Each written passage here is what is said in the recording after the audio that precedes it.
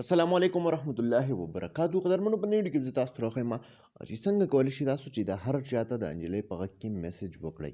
مطلب تاسو په واتس اپ، په میسنجر یا په عام میسج یا کال چاته څنګه کولی شئ چې د جنۍ په غږ کې د هغې سره خبرې وکړئ. مطلب ستاسو اواز ورته نه ځي، ستاسو اواز بالکل تاسو وربدل کوئ په دغه میسج یا په کال کې. نو قدرمنو دغه طریقه درته راښایم، د دغه اپلیکیشن مکمل استعمال درته راښایم.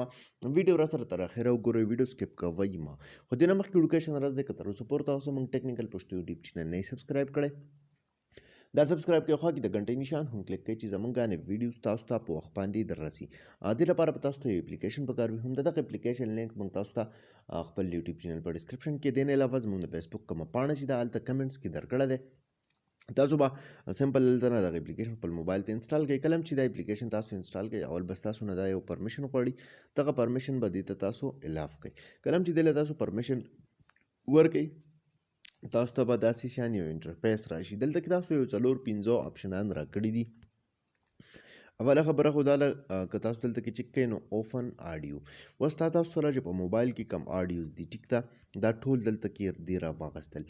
نو په دې کې اوس تاسو یو آډیو مثال په تور سلیکټ کړئ، هغې افیکټ چې دي هغه تاسو بدلولی شئ، مطلب د هغې غږ چې دی هغه تاسو چینج کولی شئ. بالکل دا شو. اوس مثال په تور یو آډیو ته تاسو سلیکټ کړئ، تاسو راشئ د هغه تاسو وګورئ، نو د هغې غږ به بالکل تاسو په موبایل کې خپل چینج کولی شئ.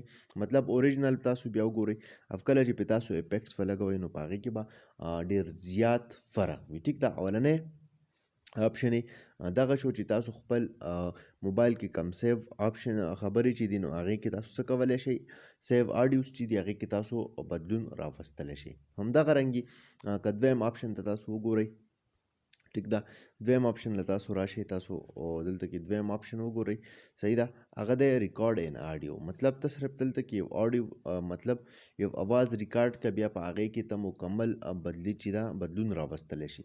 دا اوس تاسو سره مایو سټوډیو ده، په دې کې تاسو څه ریکارډ کړي وي نو هغه هم تاسو دلته کې چینج کولی شئ. ټیک ده.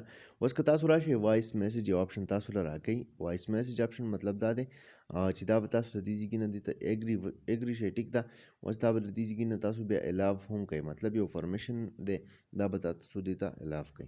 اوس چې دې ته کله دا تاسو الاف کوئ نو اوس تاسو دلته وایس میسج ریکارډ کولی شئ، دا مایک آپشن تاسو ته به راشي. ټیک ده. او دغه میسج تاسو په واتس اپ، په میسنجر باندې هر چا ته لیږلی شئ د جنۍ په غږ باندې. نو قدرمنو دا نوې ویډیو امید لرم چې خوښ شوي به وي. که خوښ شوي لایک یې کړئ، چینل سبسکرایبول مه هېروئ، ملګرو سره یې شیر کړئ. تر بلې ویډیو د خپل ځان ډېر زیات خیال ساتئ. د خدای په امان.